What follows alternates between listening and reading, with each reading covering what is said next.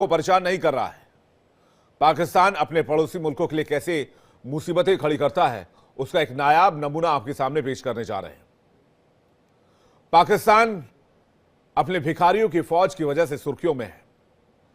Saudi अरब कई बार पाकिस्तानी भिखारियों को अपने यहां से निकाल चुका है। वहीं एक बार फिर से सऊदी अरब ने 10 पाकिस्तानी भिखारियों को पकड़ा है और पाकिस्तान से के इन लोगों को सऊदी अरब से बाहर का रास्ता दिखा दिया गया है। यानी पाकिस्तान दुनिया में इंटरनेशनल लेवल पर भिखारी एक्सपोर्ट कर रहा है। खबर यह है कि ये भिखारी सऊदी के मक्का में उमराह वीजा पर जाते हैं और वहां जाकर भीख मांगने के काम में लग जाते हैं। इसी बात से अब गल्फ कंट्री ने पाकिस्तान से आने वाले भिखारियों को वापस भेजने का फैसला किया है। पाकिस्तान की गिनती दुनिया भर में अब भिखारियों के एक्सपोर्टर के तौर पर बनती जा रही है। यानी पाकिस्तान की इंटरनेशनल बेइज्जती जारी है और अब तो सऊदी अरब ने पाकिस्तान को लॉस्ट वार्निंग दे दी है और कहा है कि भिखारियों को अपने पास रखें और नहीं तो इसका अंजाम आपको भुगतना होगा। एक रिपोर्ट देखते हैं, उसके बाद आज करेंगे इसी मुद्दे पर डिबेट।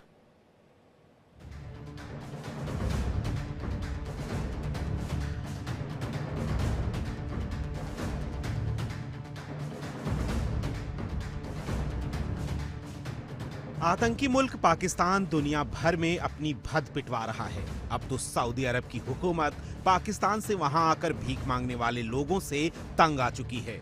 ऐसे में सऊदी अरब ने पाकिस्तान की शहबाज सरकार को साफ साफ चेतावनी दी है कि अपने भिखारियों को सऊदी अरब भेजना बंद करें, साथ ही अपनी ट्रैवलिंग कंपनी पर नकेल कसें। आखिर क्या है ये पूरा मामला और क्यों पाकिस्तान की सरकार की गल्फ कंट्री में फजीहत हो रही है? दरअसल इसके लिए खुद पाकिस्तान की शहबाज सरकार जिम्मेदार है। पाकिस्तान से बड़ी संख्या में लोग उमराह वीजा पर सऊदी अरब जाते हैं और वहां जाकर कटोरा लेकर भीख मांगने लग जाते हैं। इसी से सऊदी अरब इन भिखारियों से तंग आ चुका है।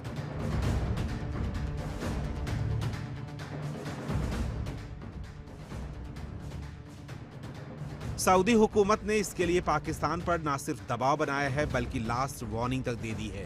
पाकिस्तान में बेरोजगारी का ये आलम है कि लोग उमराह और हज के नाम पर सऊदी अरब पहुंचते हैं और वहां भीख मांगना शुरू कर देते हैं। हाल ही में कई पाकिस्तानी नागरिकों को भीख मांगते हुए सऊदी अरब में पकड़ा गया। इसके बाद पाकिस्तान सरकार को बड़ी किरकिरी का सामना करना पड़ा था। पाकिस्तान से आने वाले भिखारियों की बढ़ती तादाद से परेशान सऊदी ने पाक सरकार के लिए चेतावनी भी जारी कर दी है। सऊदी ने सख्त लहजे में कहा है कि अगर पाकिस्तान से आने वाले भिखारियों को नहीं रोका गया तो गंभीर परिणाम भुगतने होंगे। Bureau report, India daily. बातचीत करने के लिए मेहमानों का बड़ा पैनल हमारे साथ जुड़ रहा है। Major general VK Datta defence expert हमारे साथ जुड़ रहे हैं, major general AK Siwach defence expert हमारे साथ जुड़ रहे हैं, मुयाज जाफरी पत्रकार पाकिस्तान इस वक्त हमारे साथ जुड़ रहे हैं और रजा फैसल पत्रकार पाकिस्तान हमारे साथ जुड़ रहे हैं। सबसे पहले जाफरी साहब और फैसल साहब से शुरुआत करते हैं, चूंकि पड़ोसी मुल्क के मेहमान हैं और पड़ोसियों को हम तवज्जो देते हैं, इसलिए जाफरी साहब को भी तवज्जो देंगे यहाँ पर। जाफरी साहब, ये क्या हो रहा है आपके मुल्क का? नाम भी हुआ तो क्या हुआ, भिखारियों को लेकर हुआ। वैसे कहते हैं कि भाई एक बहुत मशहूर कहावत भी है, बदनाम हुआ तो क्या नाम ना हुआ। अच्छा, hi Vivek, hope you doing great और thank you for having me once again on the show. Thank you so much sir, welcome on the show sir. जी, ये इशू हुआ है जो आप रिपोर्ट कर रहे हैं। 10 बैगर्स जो हैं लोगों को बैगिंग के इश्यूज के ऊपर पाकिस्तान भेजा गया है जद्दा से, मगर this is not, although it is something that concerns us. हमें इसके हवाले से हमारी गवर्नमेंट ने उनको जो है अपनी तहवील में लिया है और उनके साथ प्रॉपर इंक्वायरी जांच पीछ हो रही है। मगर ये सिर्फ पाकिस्तान का मसला नहीं है, ये कोविड के बाद पूरी दुनिया का मसला है। भारत के भी अगर आप अपनी रिसर्च टीम से कहेंगे तो वो आपको निकाल के दिखा देंगे कि 46 बच्चे और 77 बड़े सऊदी अरेबिया ही भेज चुका है वापस भारत सऊदी अरेबिया से इसी इशू के ऊपर। मगर उसका ताल्लुक कल्चरल भी है, रिलीजियस भी है, क्योंकि आप जैसे कि जानते हैं कि उम्र के दिनों में जब भारत में भी जब आपके रिलीजन के दिन होते हैं तो उसमें लोग बड़े दयालु होते हैं, दान करते हैं, पैसे वगैरह देते हैं, तो इस तरह की प्रैक्टिसेस जो हैं वो एनकरेज होती हैं। इट इज नॉट समथिंग जो कि होना चाहिए है।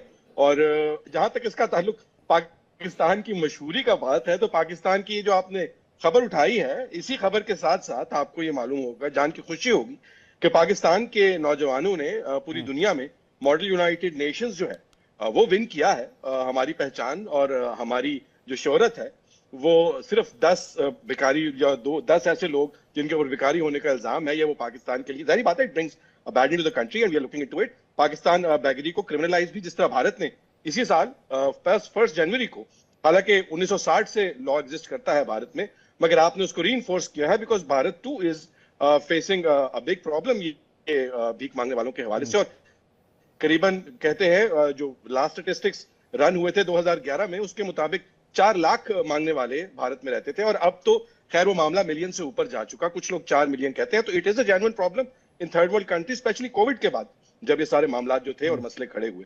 तो yes, we are looking into it. लेकिन जहां तक पाकिस्तान की मशहूरी की बात है, तो हमारी मशहूरी किसी और चीज की है, वो चाहे साइंस टेक्नोलॉजी हो, वो एजुकेशन हो, वो कोई और हो, मगर ये इंसिडेंट्स जो हैं these are something that our government is looking into. अच्छी बात है, आपने पूरी बात अपनी रखी, मैंने भी बड़े तसल्ली से आपको सुना। आपने कहा कि भाई भारत में भी ये प्रॉब्लम है। ठीक बात है, भारत में प्रॉब्लम है, 4 लाख के आसपास लोग हैं इस कैटेगरी में, जो कि 2011 का सेंसस बताता है। बेशक आंकड़ा इससे ज्यादा होगा 2025 में, लेकिन मैं आपको पाकिस्तान की रिपोर्ट के हिसाब से बताता हूं सर। पाकिस्तान में 23 करोड़ की आबादी में लगभग 3.25 करोड़ लोग भीख मांगते हैं, और ये लोग रोजाना करोड़ों रुपए की भीख इकट्ठा करते हैं। कराची में एक भिखारी रोजाना 2000 रुपए औसतन कमाता है, लाहौर में 1400 रुपए, इस्लामाबाद में 950 रुपए, औसतन अगर कमाई की बात करें 850 रुपए है। अखबार मैं कोट कर रहा हूं सर, मैं आपकी तस्दीक कर दूं, जाफरी साहब कोट कर रहा हूं, एक भिखारी जो है सर जाफरी साहब कोट कर रहा हूं मैं। अखबार डॉन की एक रिपोर्ट के हवाले से बताया गया, पाकिस्तान में भिखारी रोजाना 32 अरब रुपए कमाते हैं, साल का 117 ट्रिलियन रुपया होता है, 42 अरब डॉलर के बराबर। इतनी बड़ी राशि देश की अर्थव्यवस्था पर गहरा प्रभाव डालती है। अखबार यह भी लिखता है, भिखारी न केवल गैर उत्पादक लोग हैं, बल्कि 42 अरब डॉलर का उपयोग कर समाज पर बोझ डालते हैं। इनकी गतिविधियों से देश में 21% महंगाई बढ़ने का खतरा है।